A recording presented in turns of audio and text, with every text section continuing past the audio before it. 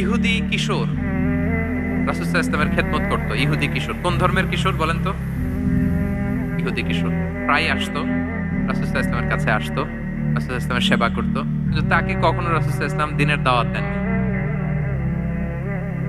ছেলেটা ইহুদি, কিন্তু তার সামনে কখনো দিনের দাওয়াত তিনি দেন নাই।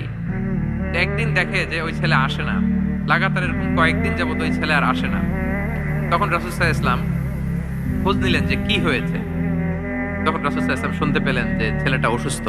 ছেলেটা কি অসুস্থ? আল্লাহর হাবিব সাল্লাল্লাহু আলাইহি ওয়াসাল্লাম তার বাসায় গেলেন, যে দেখলেন যে ইহুদি ছেলেটা বিছানায় পড়ে কাতরাচ্ছে, পাশে ছেলেটার বাবা। রাসূল সাল্লাল্লাহু আলাইহি ওয়াসাল্লাম তার মাথায় হাত বুলিয়ে দিলেন, তার খোঁজ খবর নিলেন। এবার রাসূল সাল্লাল্লাহু আলাইহি ওয়াসাল্লাম বললেন, আসলিম, মানে ইসলাম ধর্ম গ্রহণ করো। ফানাযারা ইলা ওয়াজহি আবি, ইহুদি ছেলেটা তার বাবার চেহারার দিকে তাকালো যে দেখে আব্বা কি বলে। বাবা যেহেতু দাঁড়ায় আছে, ফানাযারা ইলা ওয়াজহি আবি, বাবার চেহারার দিকে মুমূর্ষু ছেলেটা বাবার চেহারার দিকে তাকালো। তো বাবা বলল, আতি আবুল কাসিম, মানে আবুল কাসিম যা বলে তাই শোনো। রাসূল সাল্লাল্লাহু আলাইহি ওয়াসাল্লামের বড় ছেলের নাম ছিল কাসিম, ফলে ওনাকে আবুল কাসিম বলে মদিনাতে ডাকা হতো। আমাদেরও তো বড় ছেলে বা বড় মেয়ের নাম ধরে ডাকে না? ধরেন যে আপনার বড় ছেলের নাম আব্দুল্লাহ, তো আপনারা বলে আব্দুল্লাহর বাবা। রাসূল সাল্লাল্লাহু আলাইহি ওয়াসাল্লামকে মদিনায় বলা হতো কাসিমের বাবা।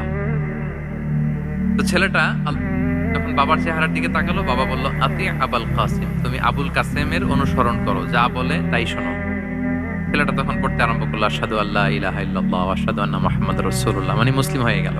রাসূল সাল্লাল্লাহু আলাইহি ওয়াসাল্লাম ইহুদিদের ঘর থেকে বের হয়ে আসলেন আর বললেন, আলহামদুলিল্লাহিল্লাযী আনকাযাহু মিনান নার, বুখারীর বর্ণনা।